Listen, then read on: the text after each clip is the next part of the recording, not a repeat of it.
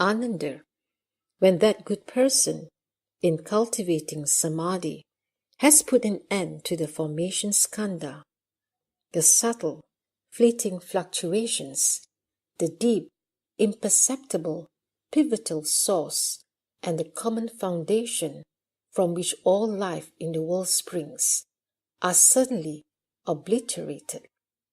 In the submerged network of the retributive karma of the Pugala, the karmic resonances are interrupted.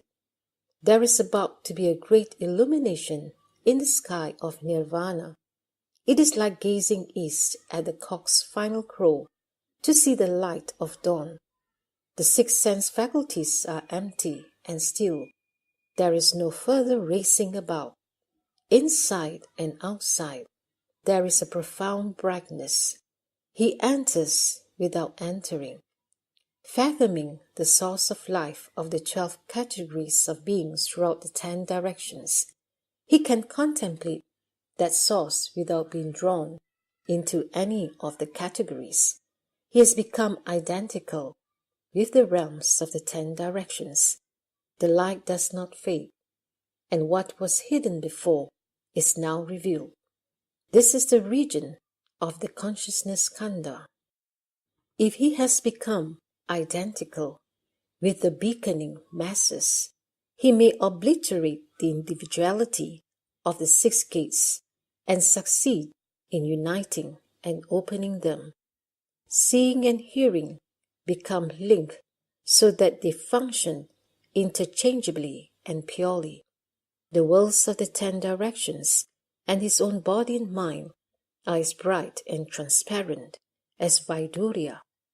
This is the end of the consciousness skandha. This person can then transcend the turbidity of lifespans.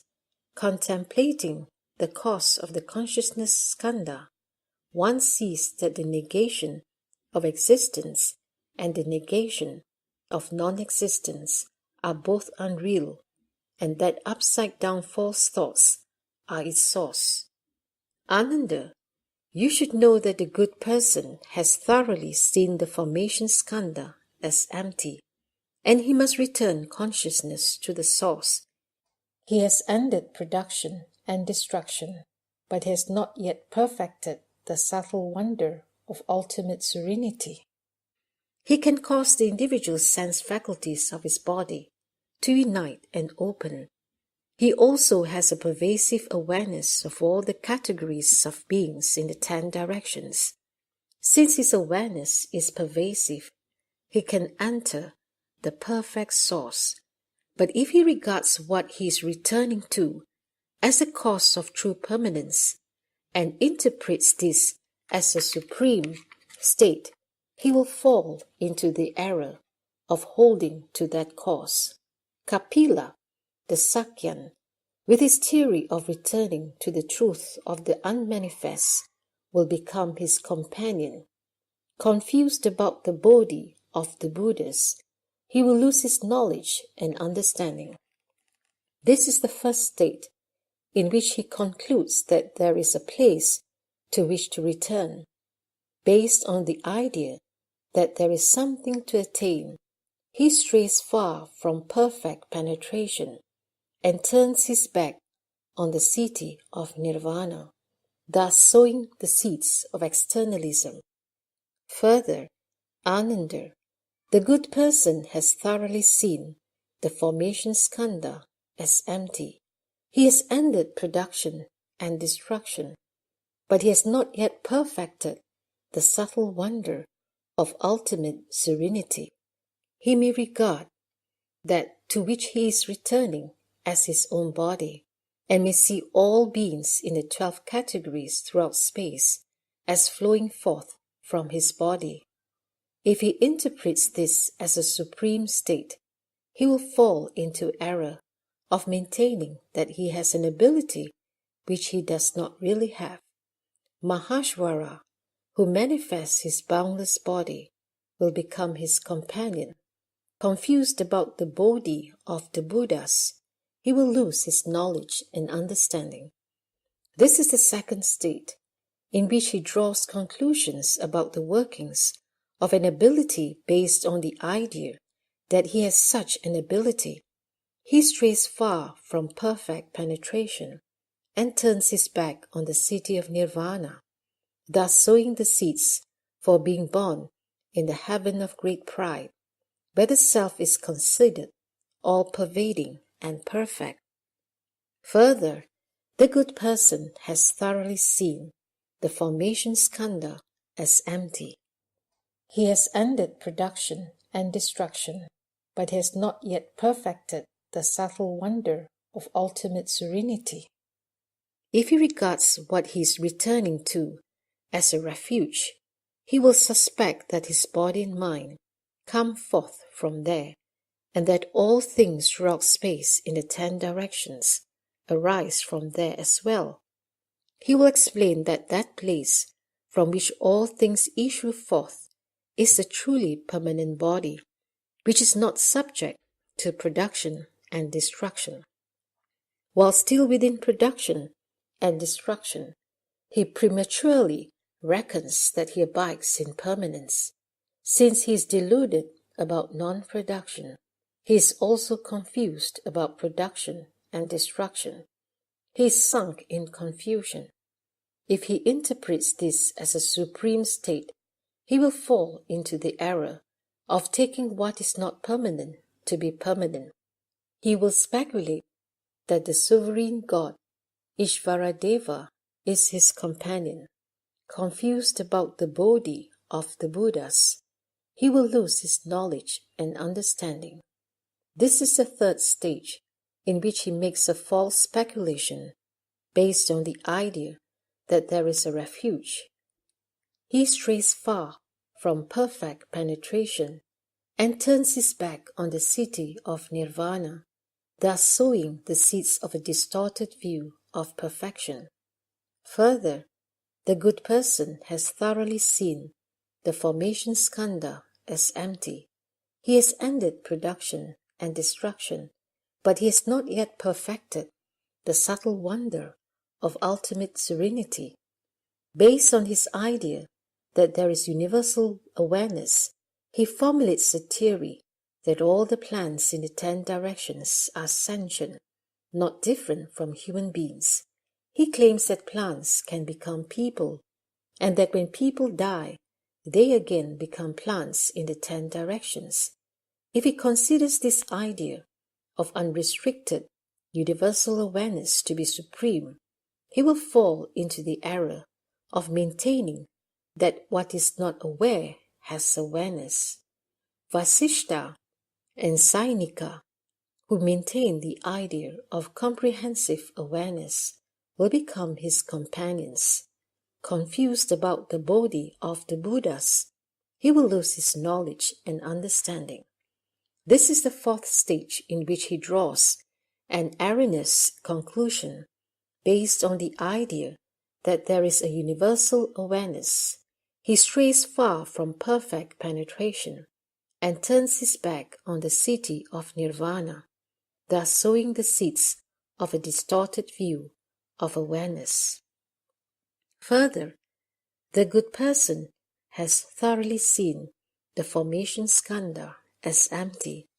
He has ended production and destruction, but he has not yet perfected the subtle wonder of ultimate serenity. If he has attained versatility in the perfect fusion and interchangeable functioning of the sense faculties, he may speculate that all things arise from these perfect transformations. He then seeks the light of fire, delights in the purity of water, loves the wind's circuitous flow, and contemplates the accomplishments of the earth. He reveres and serves them all.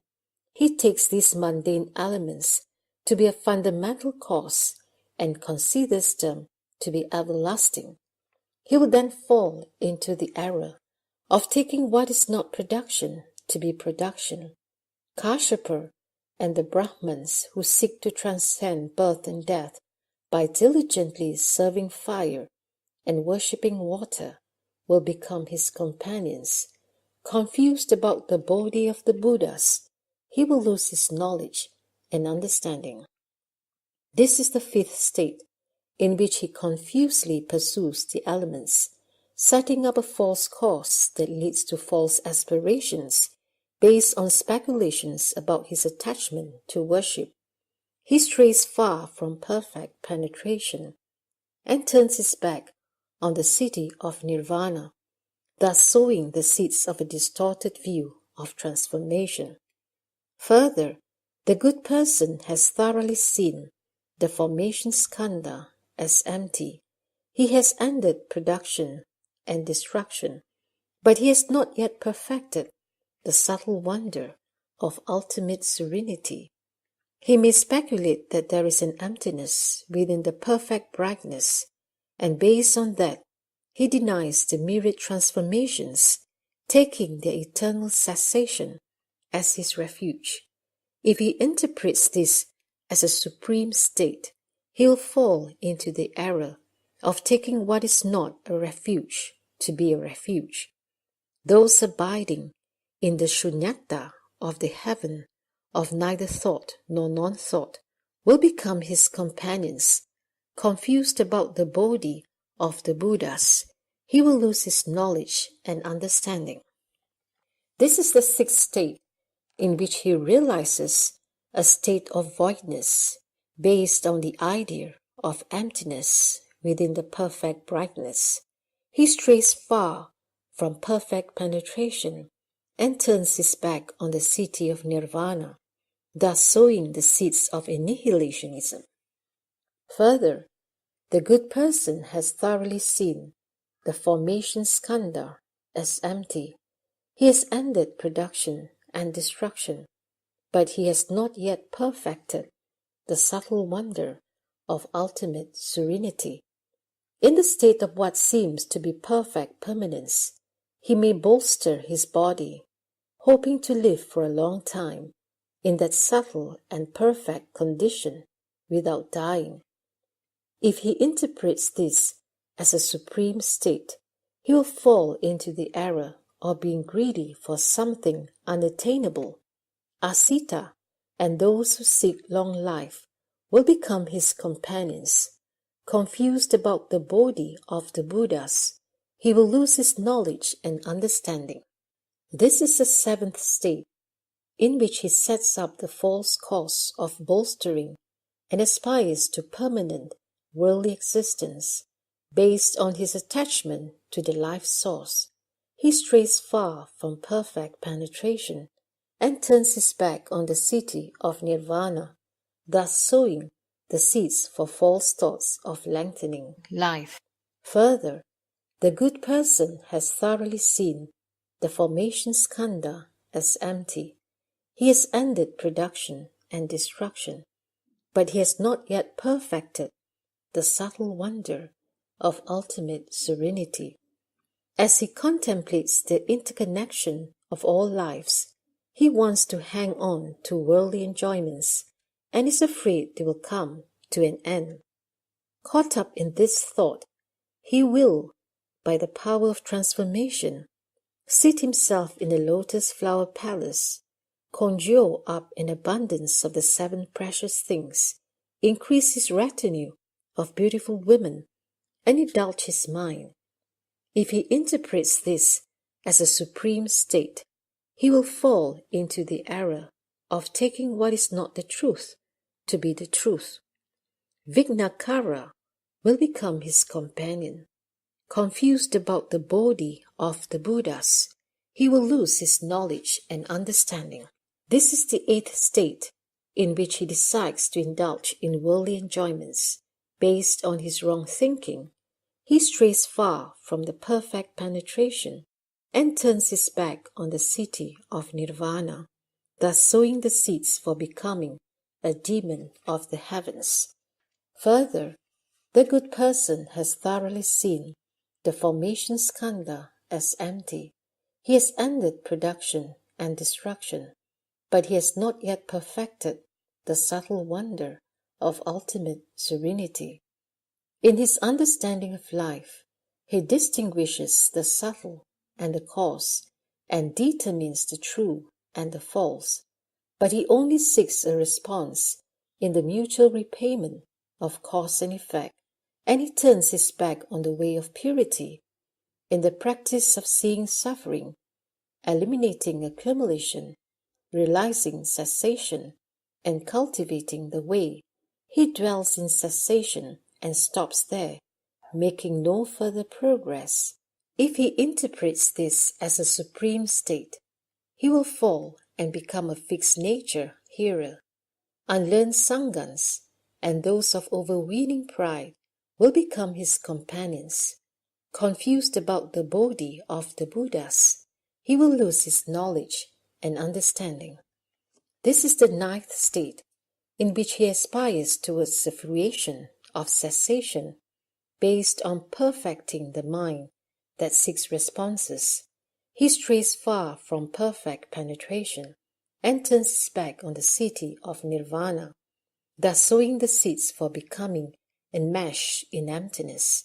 Further, the good person has thoroughly seen the formation skandha as empty. He has ended production and destruction, but he has not yet perfected the subtle wonder of ultimate serenity. In that perfectly fused, pure, bright enlightenment, as he investigates the profound wonder, he may take it to be nirvana and fail to make further progress. If he interprets this as supreme state, he will fall and become a fixed nature pracheka. Those enlightened by conditions and solitarily enlightened ones, who do not turn their minds to the great vehicle, will become his companions. Confused about the Bodhi of the Buddhas, he will lose his knowledge and understanding. This is the 10th state, in which he realizes a profound brightness based on fusing the mind with perfect enlightenment. He strays far from perfect penetration and turns his back on the city of nirvana, thus sowing the seeds for being unable to surpass his attachment to the brightness of perfect enlightenment. Ananda, these 10 states of dhyana are due to crazy explanations on the path of cultivation.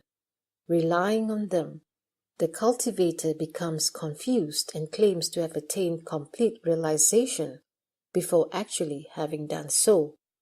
All these states are the result of interactions between the consciousness skandha and his mental efforts. Dull and confused living beings do not evaluate themselves. Encountering such situations, their minds are confused by the individual likings and past habits, so they stop to rest in what they take to be the ultimate refuge. They claim to have perfected unsurpassed Bodhi, thus uttering a great lie.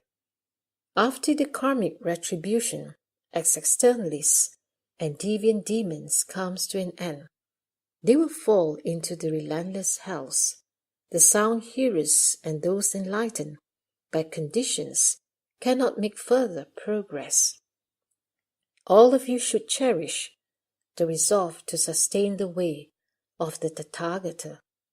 After my nirvana, transmit this Dharma door to those in the Dharma ending age, universally causing living beings to awaken to its meaning. Do not let the demons of use cause them to create their own grave offenses and fall. Protect and comfort and compassionately rescue them and dispel evil conditions. Enable them to enter the Buddhist knowledge and understanding with body and mind, so that from the beginning to the final accomplishment they never go astray. It is by relying on this Dharma door that the Tathagatas of the past, as many as fine motes of dust in aeons as many as the Ganges sands, have enlightened their minds and attained the unsurpassed way. When the consciousness skandha ends, your present sense faculties will function interchangeably. Within that interchangeable functioning, you'll be able to enter the Bodhisattva's Vajra dry wisdom. In your perfect, bright, pure mind, there will be a transformation. It'll be like pure Vaidurya that contains a precious moon, and in that way you will transcend the 10 faiths, the 10 dwellings, the 10 practices, the 10 transferences, the 4 additional practices, the Vajra-like 10 grounds of a bodhisattva's practice, and the perfect brightness of equal enlightenment. You will enter the Tathagata's sea of wondrous adornments, perfect the cultivation of bodhi, and return to the state of non-attainment. These are subtle, demonic states that all Buddhas, well on at once of the past, discerned with the enlightened clarity, while in the state of samatha and vipassana. If you can recognize the demonic state when it appears and wash away the filth in your mind, you will not develop wrong views. The demons of the skandhas will melt away, and the demons from the heavens will be destroyed. The mighty ghosts and spirits will lose their wits and flee, and the Li, Mei, and Wang Liang will not dare to show themselves again. You will directly arrive at Bodhi without the slightest weariness, progressing from lower positions to great nirvana without becoming confused or discouraged. If there are beings in the Dharma-ending age who delight in cultivating samadhi, but who are stupid and dull, who fail to recognize the importance of dhyana, or who have not heard the Dharma spoken, you should be concerned lest they get caught up in deviant ways. You should single-mindedly exhort them to uphold the Dharani mantra of the Buddhist summit. If they cannot recite it from memory, they should have it written out and place it in the meditation hall or wear it on their person.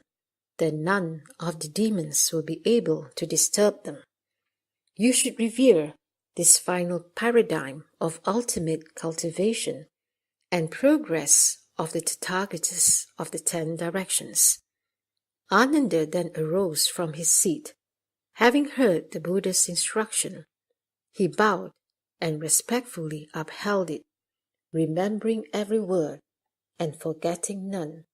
Then once more, in the great assembly, he spoke to the Buddha. The Buddha has told us that in the manifestation of the 5 skandhas, there are 5 kinds of falseness that come from our own thinking minds. We have never before been blessed with such subtle and wonderful instructions as the Tathagata has now given. Further, are these 5 skandhas destroyed all at the same time, or are they extinguished in sequence? What are the boundaries of these 5 layers? We only hope the Tathagata, out of great compassion, will explain this in order to purify the eyes and illuminate the minds of those in the great assembly, and in order to serve as eyes for living beings of the future. The Buddha told Ananda, the essential true wonderful brightness and perfect purity of basic enlightenment does not admit birth and death, nor any mundane defilements, nor even empty space itself. All these are brought forth because of false thinking. The source of basic enlightenment, which is wonderfully bright, true, and pure, falsely gives rise to the material world, just as Yajnadatta becomes confused about his head when he saw his own reflection. The falseness basically has no cause, but in your false thinking, you set up causes and conditions. But those who are confused about the principle of causes and conditions call it spontaneity. Even empty space is an illusory creation. How much the more so are causes and conditions and spontaneity, which are mere speculations made by the false minds of living beings. Ananda, if you perceive the arising of falseness, you can speak of the causes and conditions of that falseness. But if the falseness has no source, you'll have to say that the causes and conditions of that falseness basically have no source. How much the more is this the case for those who fail to understand this and advocate spontaneity. Therefore, the Tathagata has explained to you that the fundamental cause of all five skandhas is false thinking. Your body's initial cause was a thought on the part of your parents, but if you had not entertained any thought in your own mind, you would not have been born. Life is perpetuated by means of thought. As I've said before, when you call to mind the taste of vinegar, your mouth waters. When you think of walking along a precipice, the soles of your feet tingle. Since the precipice doesn't exist and there isn't any vinegar, how could your mouth water at the mere mention of vinegar, if it were not the case that your body originated from falseness? Therefore, you should know that your present physical body is brought about by the first kind of false thinking, which is characterized by solidity. As described earlier, merely thinking about a high place can cause your body to tingle and ache. Due to that cause, feelings arise and affect your body, so that at present you pursue pleasant feelings and are repelled by unpleasant feelings. These two kinds of feelings that compel you are brought about by the second kind of false thinking, which is characterized by illusory clarity. Once your thoughts arise, they can control your body. Since your body is not the same as your thoughts, why is it that your body follows your thoughts and engages in every sort of grasping at objects? A thought arises, and the body grabs at things in response to that thought. When you are awake, your mind thinks. When you are asleep, you dream. Thus your thinking is stirred to perceive false situations. This is the third kind of false thinking, which is characterized by interconnectedness. The metabolic processes never stop. They progress through subtle changes. Your nails and hair grow, your energy wanes, and your skin becomes wrinkled. These processes continue day and night, yet you never wake up to them. If these things aren't part of you, Ananda, then why does your body keep changing? And if they are really part of you, then why aren't you aware of them? Your formation skandha continues in thought after thought without cease. It is the fourth kind of false thinking, which is subtle and hidden. Finally, if your pure, bright, clear, and unmoving state is permanent, then there should be no seeing, hearing, awareness, or knowing in your body. If it is genuinely pure and true, it should not contain habits of falseness. How does it happen, then, that having seen some unusual thing in the past, you eventually forget it over time, until neither memory nor forgetfulness of it remain? But then later, upon suddenly seeing that unusual thing again, you remember it clearly from before, without forgetting a single detail. How can you keep track of the permeation that goes on in thought after thought, in this pure, clear, and unmoving consciousness? Ananda, you should know that this state of clarity is not real. It is like rapidly flowing water that appears to be still on the surface. Due to its speed, you cannot perceive the flow, but that does not mean it is not flowing. If this were not the source of thinking, then how could one be subject to false habits? If you do not open and unite your six sense faculties so that they function interchangeably, this false thinking will never cease. That's why your seeing, hearing, awareness, and knowing are presently strung together by subtle habits, so that within the profound clarity, existence and non-existence are both unreal. This is the fifth kind of upside-down, minutely subtle thinking. Ananda, these five skandhas of reception develop with five kinds of false thinking. You also wanted to know the depth and scope of each realm. Form and emptiness are the boundaries of form.